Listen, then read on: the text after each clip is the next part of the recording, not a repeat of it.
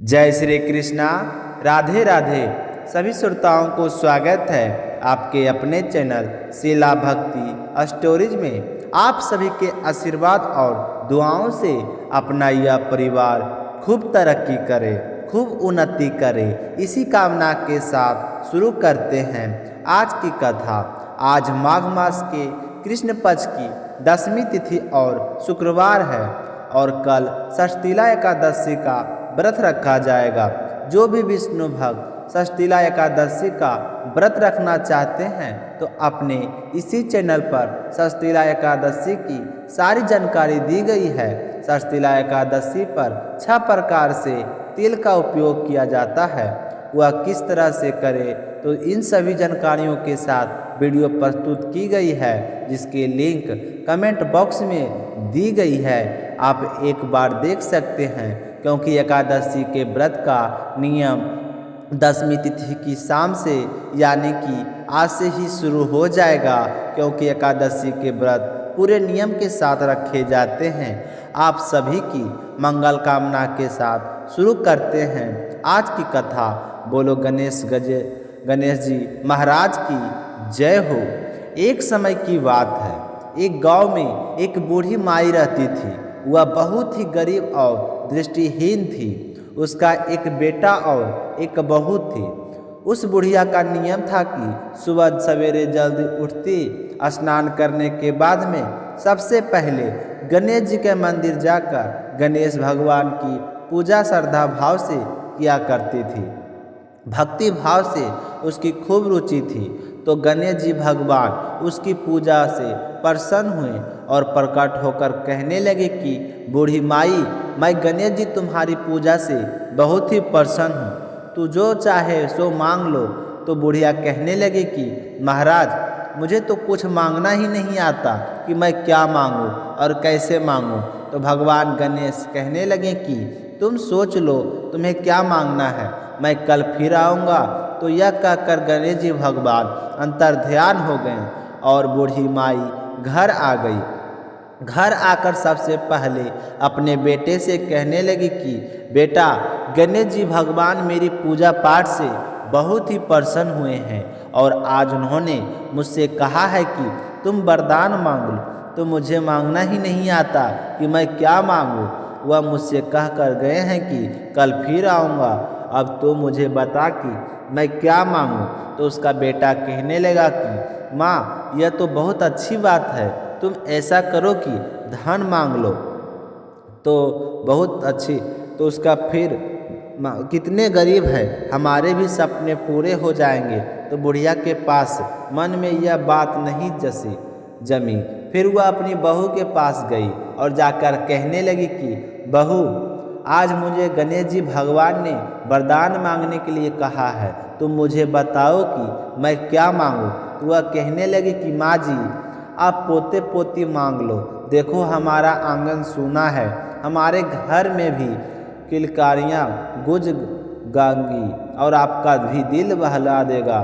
तो बहू के कहने पर बूढ़ी माई सोचने लगी कि बच्चे की किलकारियाँ तो अच्छी बात है, पर इससे हमें सब कुछ तो नहीं मिल जाएगा। बेटे की बात भी सही है, हम गरीब भी तो हैं। तो यह सोचने लगी कि यह तो अपने अपने मतलब की बात बोल रहे हैं। मैं अपनी पड़ोस बहन के पास जाती हूँ, उससे पूछती हूँ कि वो क्या कहती है। तो उसके पास जाकर कहने लगी कि बहन, आज मुझे गणेश जी ने दर्शन दिए और कह रहे थे कि तुझे कुछ मांगना है तो वह मांग, तू तुझे बता कि मैं क्या मांगूं। तो बेटा तो कहता है कि धन मांग ले, बहू कहती है कि पोते पोती मांग ले। तो यह सुनकर उसकी पड़ोस बोली कि क्यों तू तो धन मांगे और क्यों ही पोते पोती मांगे, तू तो थोड़े ही दिन जिएगी। ऐसा कर कि अपने लिए रोशनी मांग ले, जो कम से कम संसार तो देखेगी, तेरी जिंदगी आराम से कट जाएगी। तो पड़ोसन की बात सुनकर बुढ़िया सोचने लगी कि रोशनी तो मैं मांग लूँगी, पर संसार का क्या देखूँगी। बेटा और बहू 2 है, भरा पूरा परिवार हो तो आँखों से देखूँ अच्छा लगता है। यह सोचते सोचते बूढ़ी माई सो गई। उसके कुछ ही समझ में नहीं आया। सुबह जल्दी उठी, स्नान करके जल्दी जल्दी मंदिर चली गई तो गणेश जी भगवान फिर प्रकट हुए और कहने लगे कि बूढ़ी माई कुछ सोच, क्या आज फिर आया हूँ। तो यह सुनकर बुढ़िया कहने लगी कि हे गणेश जी महाराज, आपको बारंबार प्रणाम है। अगर आप मुझ पर इतने ही प्रसन्न हैं तो मुझे 9 करोड़ की माया दे, निरोगी काया दे, अमर सुहाग दे, आँखों की रोशनी दे, नाती दे, पोता दे और सब परिवार को सुख दे, अंत में मोक्ष मिले, ऐसा वरदान दे। तो यह सुनते ही गणेश जी कहने लगे कि बुढ़िया माई, तुमने तो मुझे ठग लिया है। तुम तो कह रही थी कि मुझे मांगना ही नहीं आता और आज सब कुछ मांग लिया, पर जैसे तुमने मांगा है वह सब कुछ तुम्हें मिल जाएगा, क्योंकि मैं तुम्हारी श्रद्धा भक्ति से बहुत ही प्रसन्न हूँ। तो इस तरह आशीर्वाद देते हुए बुढ़िया को आँखों से दिखाई देने लगा और गणेश जी भगवान के दर्शन पाकर वह बहुत ही खुश हुई। गणेश जी भगवान अंतर ध्यान हो गए और फिर जैसा बुढ़िया ने मांगा था उसे वैसा ही सब कुछ मिल गया। हे गणेश जी महाराज, जैसा आपने उस बूढ़ी माई को सब कुछ दिया वैसा सबको देना, जो श्रद्धा भाव से आपकी पूजा पाठ करके इस कथा को सुने उसकी सारी मनोकामनाएं पूर्ण करना। बोलिए गणेश जी महाराज की जय हो, अन्नपूर्णा माता की जय हो। एक समय की बात है, काशी में एक धनराज नाम का एक आदमी रहता था। उसकी पत्नी का नाम था सुलक्षणा। धनंजय और उसकी पत्नी को वैसे तो कोई बात का दुख नहीं था, दोनों बहुत ही प्रेम भाव से रहते थे, लेकिन वह बहुत ही गरीब थे। उनकी दुख का कारण यह था कि दुख उन्हें हर समय सताता रहता था। एक दिन सुलक्षणा अपने पति से कहने लगी कि स्वामी, आप कोई काम करो तो हमारी गरीबी टले, ऐसे तो कैसे काम चलेगा, कब तक हम इस तरह बैठे रहेंगे, कोई काम तो करो। तो धनंजय के मन में अपनी पत्नी की बात बैठ गई और वह उसी दिन विश्वनाथ शंकर जी को प्रसन्न करने के लिए बैठ गया और कहने लगा कि हे देवादिदेव विदेश्वर, मुझे पूजा पाठ करना कुछ नहीं आता, मैं तो केवल आपके भरोसे बैठा हूँ। इस तरह विनती करके वह 2-3 दिन तक भूखा प्यासा बैठा रहा। यह देखकर भगवान शंकर ने उसके कान में कहा कि अन्नपूर्णा अन्नपूर्णा अन्नपूर्णा। तो इस प्रकार 3 बार कहा तो धनंजय सोच में पड़ गया कि यह कौन था, क्या कह गया। 3 बार ही शब्द बोला कि अन्नपूर्णा अन्नपूर्णा अन्नपूर्णा, इसका क्या मतलब है, यह सोच रहा था। तभी मंदिर से ब्राह्मण आ रहे थे। उन्हें देखकर पूछने लगा कि पंडित जी, अन्नपूर्णा कौन है।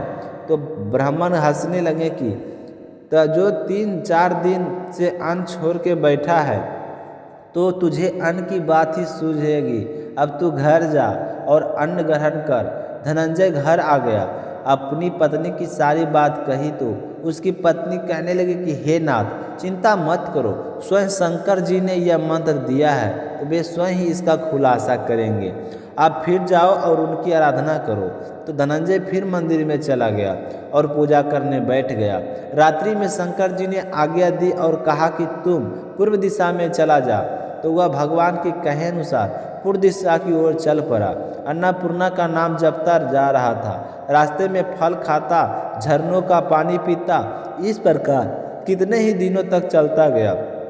वह उसे चांदी सी चमकती हुई वन की शोभा दिखाई दी और एक बहुत ही सुंदर सरोवर था। उसके किनारे कितने ही अप्सराएं झुंड बनाकर बैठी थी। तो एक कथा सुन रही थी और बाकी सारी मिलकर माँ अन्नपूर्णा कह रही थी। तो इसी तरह के हो रही थी। तो यह मार्ग शीश मास के उजली थी और उनका अन्नपूर्णा माता का व्रत था। जिस शब्द की खोज करने के लिए वह निकला था वह सब उसे वहाँ सुनाई दिया। तो धनंजय उसके पास गया और पूछने लगा कि हे देवियों, आप यह क्या कर रही हो। तो उन्होंने कहा कि हम सारी की सारी माँ अन्नपूर्णा की व्रत करती है। तो धनंजय पूछने लगा कि हे देवियों, इस व्रत करने से क्या फल मिलता है, क्या यह व्रत किसी और ने भी किया है, इस व्रत को कब किया जाता है, कैसा व्रत है, और इसकी पूजा विधि क्या है, सब कुछ मुझे विस्तार से बताओ। तो वह सारी अप्सराएं कहने लगी कि इस व्रत को कोई भी कर सकता है। 21 दिन के लिए 21 गांठ का सूत लेना चाहिए। 21 दिन यदि ना बने तो एक दिन उपवास करे। यदि यह भी ना कर सके तो केवल कथा सुनकर प्रसाद ग्रहण करें, पर ध्यान रखें कि कथा सुने तब तक निराहार रहना चाहिए। अगर कथा सुनने वाला कोई ना मिले तो पीपल के पत्तों को रखकर सुपारी या गीत कुमारी के सामने ग्रहण कर दें और वृक्ष के सामने दीपक को साक्षी मानकर सूर्य, गाय, तुलसी या महादेव को कथा सुनाएं। कथा सुनने से पहले मुख में एक दाना तक नहीं डालें। यदि भूल से भी कुछ आपके मुंह में चला जाता है तो एक दिन फिर से उपवास करें। व्रत के दिन क्रोध ना करें और झूठा भी ना बोले। धनंजय कहने लगा कि इस व्रत को करने से क्या होगा। तो वह कहने लगी कि अंधों को नेत्र मिले, लुल्लों को हाथ मिले, निर्धन को घर धन आय, माझी की संतान मिले, मूर्ख को विद्या आई। जिस कामना से इस व्रत को करे माँ अन्नपूर्णा उसकी सारी मनोकामनाएं पूर्ण करती है। वह कहने लगा कि बहनों, मेरे पास धन नहीं है, विद्या भी नहीं है, कुछ भी तो नहीं है, मैं तो दुखिया ब्राह्मण हूँ, क्या तुम मुझे इस व्रत को सूत दोगी। तो वो कहने लगे कि हाँ भाई, तेरा कल्याण हो, तुम अवश्य दोगे। तो यह लो व्रत का मंगलसूत्र। तो धनंजय ने भी उस दिन से व्रत शुरू कर दिया। व्रत पूरा हुआ तो सरोवर से 21 खंड की सोने की हीरा मोती जरी हुई एक सीढ़ी प्रकट हुई। धनंजय जय अन्नपूर्णा कहता हुआ इस सीढ़ियों से उतरता ही गया। तो उतरते उतरते उसने देखा कि करोड़ सूर्य के प्रकाशमान अन्नपूर्णा माता का मंदिर उसके सामने सोने के सिंहासन पर माता अन्नपूर्णा विराजमान है और सामने भिक्षा हेतु शंकर जी खड़े हैं। देवागन चौ डूला है, कितनी हथियार बांधे पहरा देती है। तो धनंजय दौड़कर जगदम्बा के चरणों में गिर गया। तो देवी माँ उसके मन का कलेश जान गई और धनंजय से कहने लगा कि माता, आप तो अंतर्यामी नहीं हो, मैं अपनी दशा क्या बताऊं।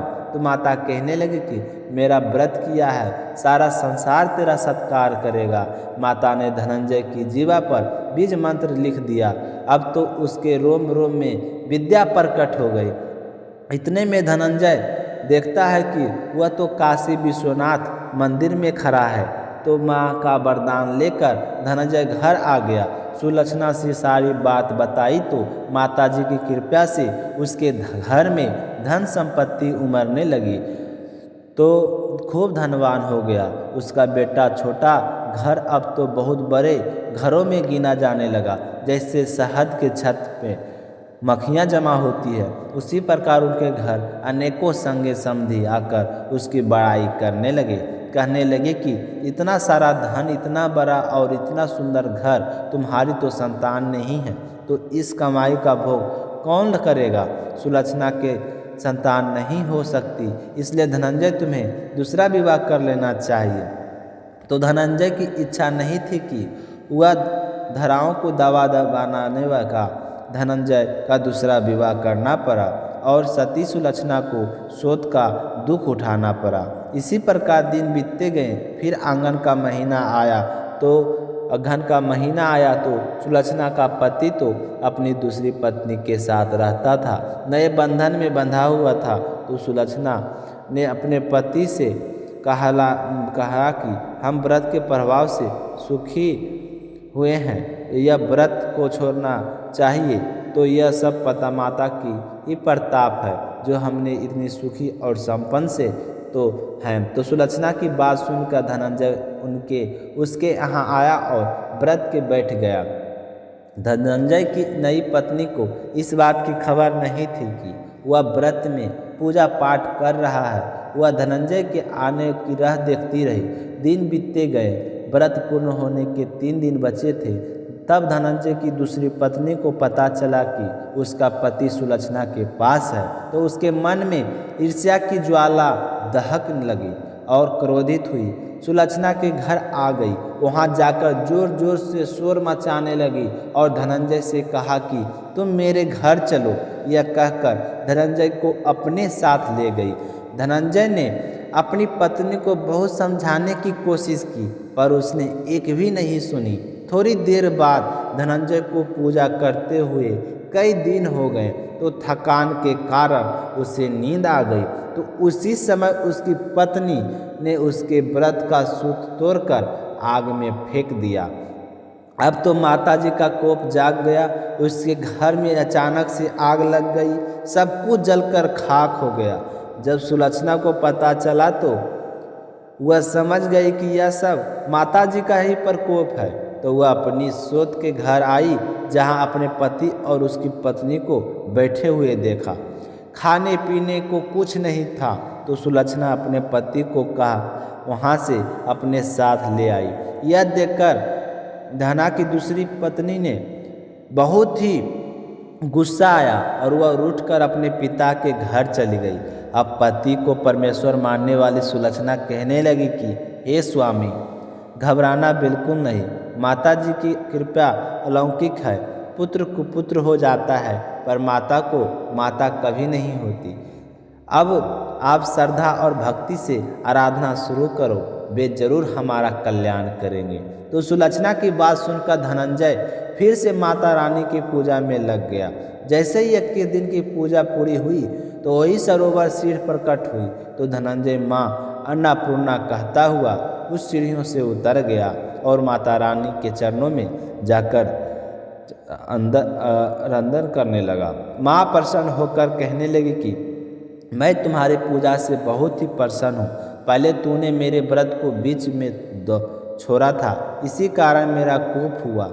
अब मुझे तुझे कोई भय नहीं है। या ले मेरे सोने की मूर्ति ले जा और इसकी पूजा करते रहना, तू फिर सुखी हो जाएगा। जा, तुझे मेरा आशीर्वाद है। तेरी पत्नी सुलक्षणा ने पूरी श्रद्धा से मेरा व्रत किया है तो मैंने उसे पुत्र प्राप्ति का आशीर्वाद दिया है।